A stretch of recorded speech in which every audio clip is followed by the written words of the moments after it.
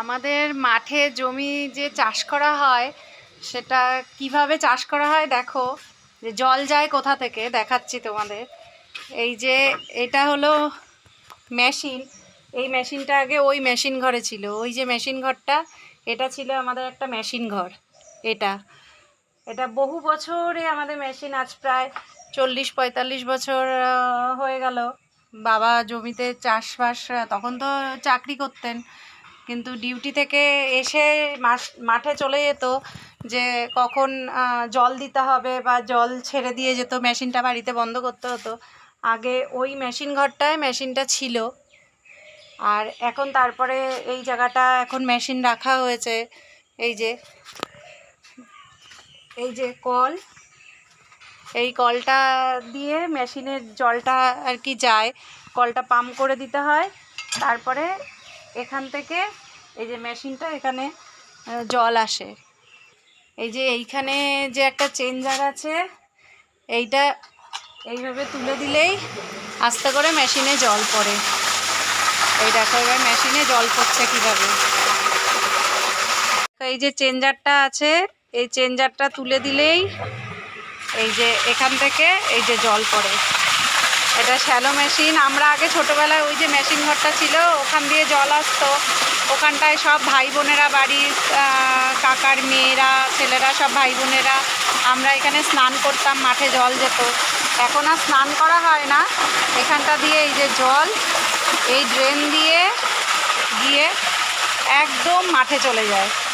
মাঠে ধান চাষ, সর্ষে, সমস্ত কিছু চাষ হয়। এই যে এখান দিয়ে জল আসে, এটা বাড়িতে, এখানে মেশিনটা বাড়ির এখান থেকে জল আসে গিয়ে এই ড্রেন হয়ে, এই যে এই পাশ থেকে ড্রেন হয়ে এখান থেকে বাড়ির এই যে ঢোকার জায়গাটা, এখানটায় স্ল্যাব করা আছে, নিচ থেকে জল গিয়ে এই যে এখান থেকে যায়, গিয়ে পুরো মাঠে যায়। মাঠে চাষ হয়। এখন ধান চাষ হবে বলে মাঠে জমি রোয়া হবে, তাই মাঠে জল দেওয়া হচ্ছে। আগে শুধু আমরা বাড়ির ভাই বোনেরা না, পাড়ার অনেক লোক স্নান করতে আসতো, কাচতো। তখন তো আর ট্যাঙ্কির ব্যবস্থা ছিল না বা কলেরও ব্যবস্থা ছিল না। ট্যাপ কলের যে কল, পাম্প করে সবার বাড়িতে জল রাখা হতো। পাম্প করে সবার বাড়িতে পাম্প যে কল, এই যে এই কলের কল দিয়েই জল পাম্প করে সবার বাড়িতে কাজ করা হতো। আর তাই আমাদের এই মেশিনে সবাই কাজ করতে আসতো, কাচা ধোয়া সবাই করতো। আগে ওই ঘরটাই ছিল, ওখানটা অনেকটা জায়গা ছিল, তাই ওখানটায় বসে সবাই কাচা ধোয়া করতো, আমরা স্নান করতাম। ভাই বোনেরা বা পাড়ার আরও অনেকে আসতো স্নান করতে, কাচা ধোয়া করে নিত।